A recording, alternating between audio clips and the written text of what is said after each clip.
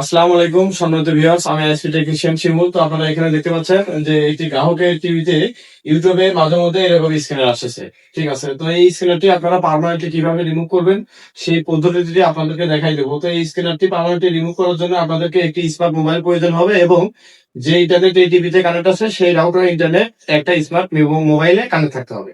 তো যেহেতু আমাদের এই মোবাইলে ইয়ারটি কানেক্ট রয়েছে, পাসওয়ার্ডটি, তো আমরা এই স্ক্যানারটি পার্মানেন্টলি রিমুভ করার জন্য অবশ্যই এখান থেকে আপনাদেরকে মোবাইলে একটি গুগল লাগবে। তো গুগল ওপেন করার পরে এখান থেকে আপনারা দেখতে পাচ্ছেন এই যে গুগল লেন্স, এই গুগল লেন্সে আপনারা চাপ দেবেন।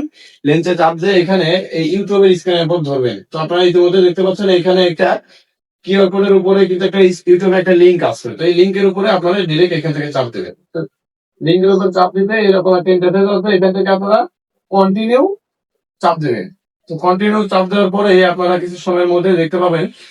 তো এখান থেকে এই যে থাকবে, একটা কোড থাকবে যে ZRG, এখানে থেকে দেখতে পাচ্ছেন ZRG LPN মানে এটা কিউআর কোড আর কি, এটা বোঝাচ্ছে একই কোড।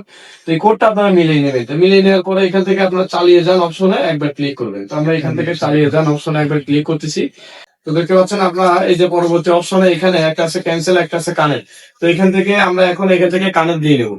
তো এখান থেকে কানেক্ট দিলে আপনারা ইতিমধ্যে এখন লক্ষ্য করে দেখবেন এই টিভিতে এই যে জিমেইলটি ছিল, এই জিমেইলটি কিন্তু এখন এখানে মানে অটোমেটিকলি লগ ইন হয়ে যাবে। তো দেখতে পাচ্ছেন এখানে কিন্তু এই যে ওয়েলকাম ভার্চুয়ালি, এখানে জিমেইল কিন্তু লগ ইন হয়ে গেছে। তারপর এই টিভিতে আর কখনোই, যতদিন এই টিভি রিস্টার্ট হবে ততদিন এই টিভিতে কিন্তু আর কোনো স্ক্যানার মানে জিমেইল ব্যতীত কোনো স্ক্যানার এখানে কিন্তু আসবে না। তো এখন এখানে থেকে গ্রাহক খুব স্মুথলি কিন্তু টিভি দেখতে পারবে, কোনো প্রকার কোনো স্ক্যানার কোনো ভিডিওতে কোনো ইস্যু আসবে না, প্রপারলি দেখতে পারবে।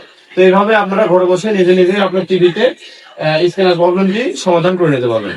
ধন্যবাদ, আসসালামু আলাইকুম।